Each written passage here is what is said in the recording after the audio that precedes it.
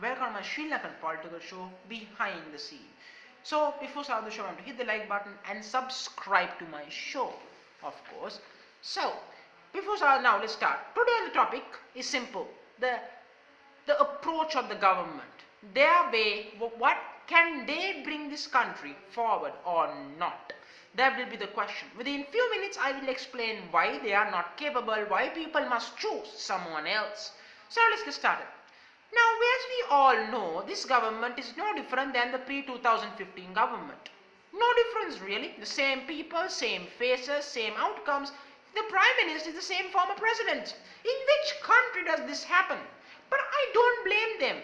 The people in this country can be motivated by anything. You just use the name of religion or politics. You combine religion and politics, then people in this country will vote for anyone. That's reality.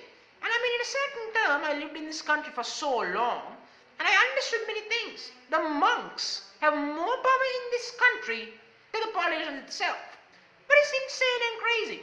But I'm fine with that. I respect traditions, and I guess they have to have a say. But if we learn anything, if there's any Sri Lankans who don't know, Europe in the medieval times were pretty much controlled by churches and the Catholics, etc. They were governed by that. And many things happened during the time where, as I said, politicians had no power. They had power, but the church would come along and eventually blow pieces. They would make things like everything. Every personal bit of personal life was controlled by that, by religion. That's in Europe. And of course, Europeans decided that was bullshit and they moved ahead. They gave religion the respect it needs. Something you study, something you learn, something you take wisdom, something I personally want to learn. Religion, wisdom, history. Because religion is our origin of humanity. We have to learn about it. But is religion politics? No, it is not politics. It's not. That's why you have governors. That's why you have people to govern the country. That's why.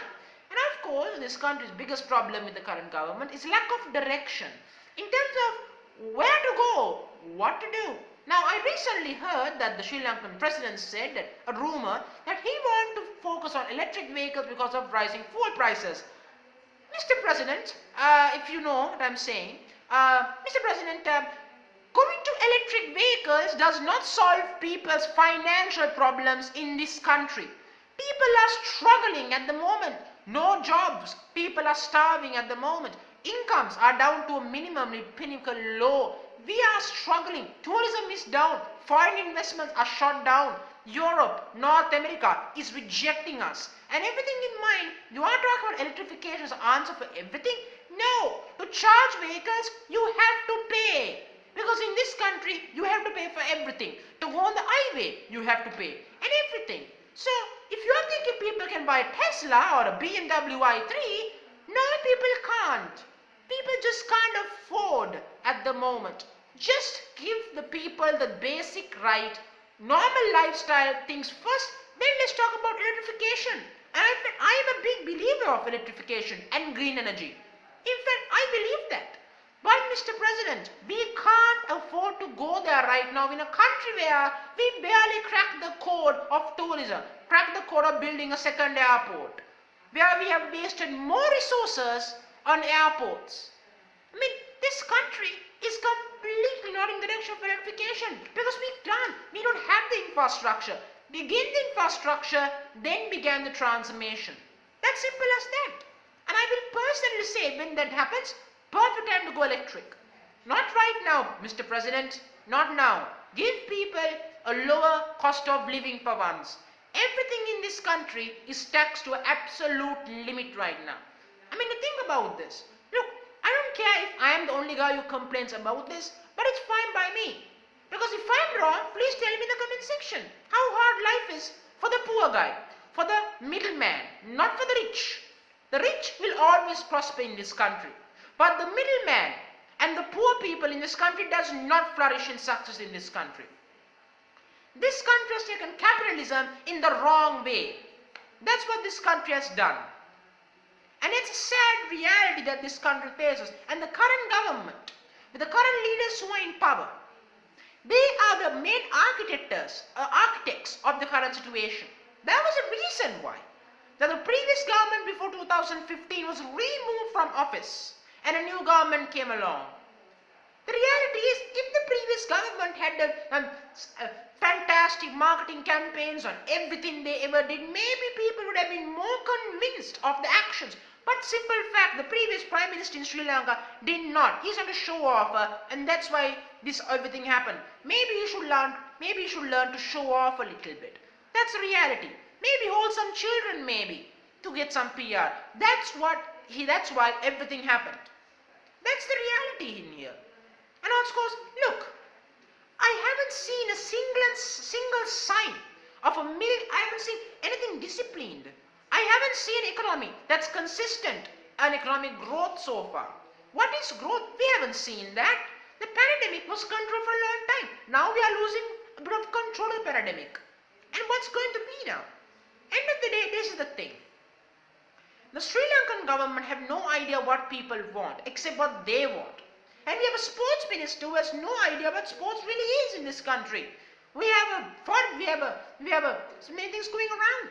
We have a prime minister who was pretty much removed from office, literally, back in power.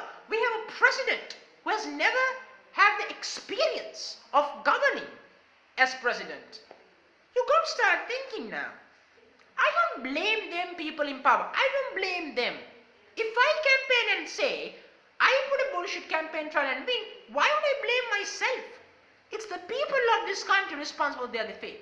They had the choice of choosing someone else. They chose them and the people are paying a price. But that's not an excuse for the current government to keep making mistakes like they are doing now. 2 oil ships were destroyed.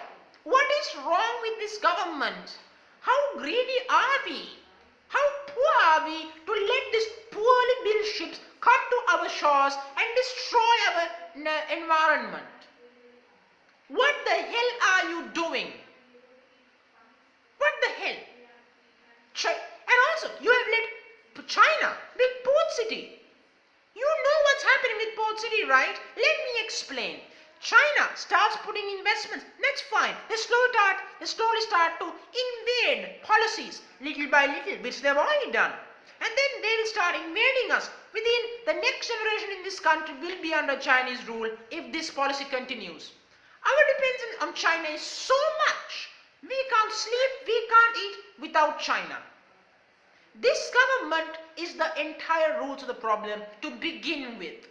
We have to work with the world to achieve success, not with one country. We have removed countries like Japan or India or them prospectively to do what? To work with China. You see what China is doing in Hong Kong. You see what China is doing in Thailand. Mr. President of Sri Lanka, please look at those examples. Make sure that this country does not face the same thing. Just please. That's simple. I'm sorry I will end this video on a negative note, but yeah, that's what I'm going to say. Thank you very much for joining me on the show.